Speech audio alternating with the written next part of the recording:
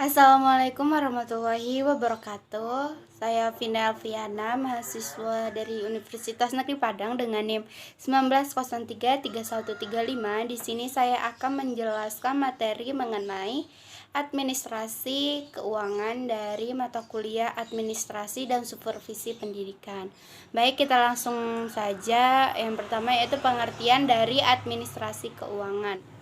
Pengertian administrasi keuangan. Keuangan adalah semua hak, yaitu hak milik organisasi, lembaga, atau instansi yang dapat dinilai dengan uang. Termasuk di dalamnya adalah segala sesuatu yang berupa uang atau barang yang dapat dinilai dengan uang dan dapat dijadikan milik organisasi yang karena hak atau kewajiban menjadi milik organisasi. Sedangkan pengertian dari uang sendiri yaitu alat pembayaran negara. Tujuan manajemen keuangan sekolah yaitu yang pertama meningkatkan efektivitas dan efisiensi penggunaan keuangan sekolah.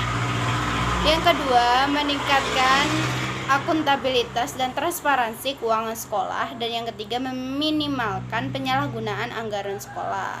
Selanjutnya yaitu prinsip-prinsip keuangan sekolah. Yang pertama, prinsip transparan, mengandung makna bahwa dalam pengelolaan uang sekolah harus ada keterbukaan. Yang kedua, prinsip efisiensi, yaitu penggunaan sumber daya keuangan yang ada harus betul-betul dapat digunakan sesuai dengan dikeluaran dan masukan di sekolah. Yang ketiga yaitu prinsip akuntabilitas, yaitu pertanggungjawaban administrasi. Di sini maksudnya adalah penggunaan keuangan sekolah jelas pembukuannya, ada bukti-bukti penggunaannya serta hasilnya. Selanjutnya proses administrasi keuangan yaitu penyusunan RPS, RKAS, dan pertanggungjawaban. Yang pertama, penyusunan RPS yaitu rencana pengembangan sekolah, merupakan salah satu wujud dari salah satu fungsi manajemen sekolah yang amat penting yang harus dimiliki sekolah untuk dijadikan sebagai panduan dalam menyelenggarakan pendidikan di sekolah, baik untuk jenjang panjang 20 tahun, jenjang menengah 5 tahun maupun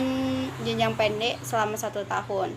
Yang kedua yaitu penyusunan RKAS. Tujuan penyusunan RKAS yaitu memberikan arah yang jelas terhadap program sekolah. Yang kedua, merencanakan kegiatan-kegiatan sekolah di masa yang akan datang. Yang ketiga, tercapainya integrasi, sinkronisasi, dan sinergi pendanaan pada kegiatan-kegiatan sekolah. Yang keempat, menjamin keterkaitan dan konsisten antara perencanaan, penganggaran, pelaksanaan, dan pengawasan. Yang kelima yaitu mengoptimalkan partisipasi warga sekolah dan masyarakat dan hal dukungan dan pengawasan. Yang keenam, mengoptimalkan partisipasi warga sekolah dan masyarakat beserta hal dukungan finansial. Yang ketujuh yaitu menjamin tercapainya penggunaan sumber dana secara efisien, efektif, dan berkeadilan serta berkesinambungan. Selanjutnya yaitu pertanggungjawaban keuangan sekolah. Tanggung jawab yang paling penting dari manajer sekolah terhadap pemerintah dan juga terhadap komitmen sekolah, masyarakat, serta guru adalah laporan mengenai kondisi keuangan sekolah. Penerimaan dan pengeluaran keuangan sekolah harus dilaporkan dan dipertanggungjawabkan secara rutin oleh manajer sekolah sesuai dengan peraturan yang berlaku.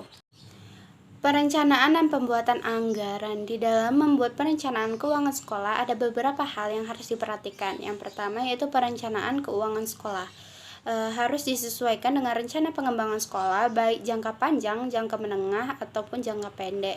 Yang kedua, perencanaan keuangan sekolah harus komprehensif, artinya dalam perencanaan keuangan sekolah harus mencakup semua sumber keuangan yang ada dan aktivitas sekolah yang akan dilakukan. Yang ketiga, perencanaan keuangan sekolah harus seimbang antara pengeluaran dengan pemasukan. Jangan sampai pengeluaran lebih besar daripada pemeriksaan dan pelaporan. Yang pertama, pemeriksaan keuangan. Pemeriksaan keuangan adalah rangkaian pembuatan penilaian atas penggunaan faktor dalam proses administrasi sebagaimana ditetapkan dalam jumlah anggaran untuk menjamin penggunaan faktor uang tersebut sah dan efisien. Yang kedua yaitu pelaporan dan pertanggungjawaban keuangan sekolah. Laporan pertanggungjawaban keuangan ini penting agar pemerintah atau masyarakat memberi dana tahu untuk apa saja uang yang telah diberikan ke sekolah itu dimanfaatkan, apakah kegiatan yang didukung oleh dana tersebut terlaksana dan terimplementasi sebagaimana yang telah direncanakan, serta bagaimana hasil kegiatan yang didukung oleh dana tersebut dan bagaimana dampaknya terhadap pelaksanaan tugas utama sekolah, yaitu pembelajaran peserta didik. Materi terakhir yaitu peran guru dalam administrasi keuangan sekolah. Yang pertama, membuat file keuangan sesuai dengan dana pembangunan. Yang kedua, membuat laporan data usulan pembayaran gaji rapel ke pemerintahan kota. Yang ketiga, membuat pembukuan penerimaan dan penggunaan dana pembangunan. Yang keempat, membuat laporan dana pembangunan pada akhir tahun anggaran. Yang kelima, membuat laporan rancangan anggaran pendapatan bantuan sekolah atau RAPBS. Yang keenam, membuat laporan tribulan dana bantuan operasional sekolah atau dana BOS. Dan yang ketujuh, menyetorkan pajak PPN dan PPH. Yang kedelapan, membagikan gaji atau rapel. Dan yang terakhir, menyimpan dan membuat arsip peraturan keuangan sekolah. Baiklah, sekian materi dari saya akhiri dengan assalamualaikum warahmatullahi wabarakatuh.